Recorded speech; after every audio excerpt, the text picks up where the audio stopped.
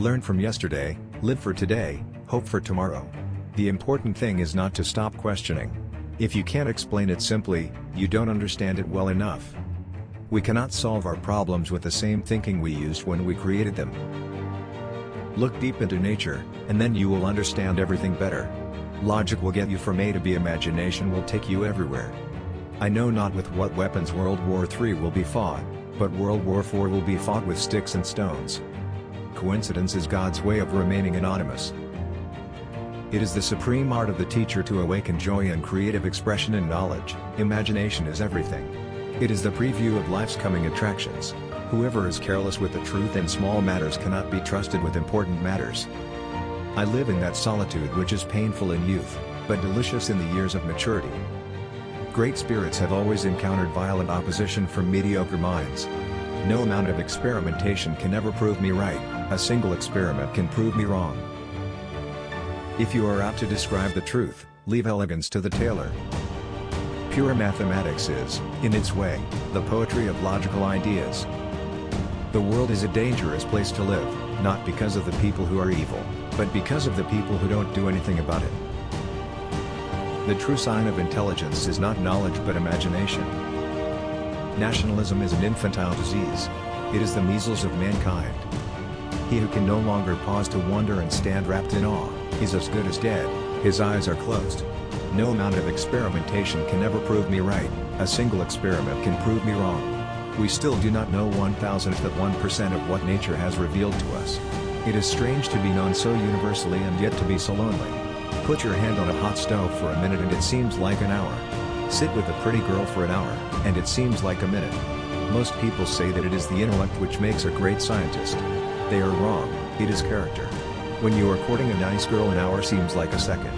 When you sit on a red-hot cinder, a second seems like an hour. That's relativity. Our task must be to free ourselves by widening our circle of compassion to embrace all living creatures and the whole of nature and its beauty. The most beautiful thing we can experience is the mysterious. It is the source of all true art and science. Whoever undertakes to set himself up as a judge of truth and knowledge is shipwrecked by the laughter of the gods.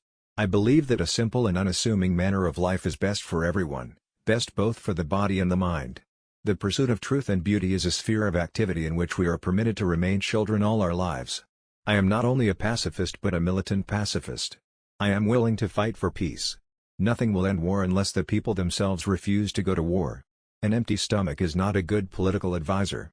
Few people are capable of expressing with equanimity opinions which differ from the prejudices of their social environment. Most people are even incapable of forming such opinions. The fear of death is the most unjustified of all fears, for there's no risk of accident for someone who's dead. You ask me if I keep a notebook to record my great ideas. I've only ever had one. The release of atomic energy has not created a new problem. It has merely made more urgent the necessity of solving an existing one. People love chopping wood. In this activity one immediately sees results. True religion is real living, living with all one's soul, with all one's goodness and righteousness. Few are those who see with their own eyes and feel with their own hearts. Reading, after a certain age, diverts the mind too much from its creative pursuits. Any man who reads too much and uses his own brain too little falls into lazy habits of thinking. Heroism on command, senseless violence, and all the loathsome nonsense that goes by the name of patriotism, how passionately I hate them. I do not believe in immortality of the individual, and I consider ethics to be an exclusively human concern with no superhuman authority behind it. Concern for man and his fate must always form the chief interest of all technical endeavors. Never forget this in the midst of your diagrams and equations. The distinction between the past, present and future is only a stubbornly persistent illusion. Science is a wonderful thing if one does not have to earn one's living in it.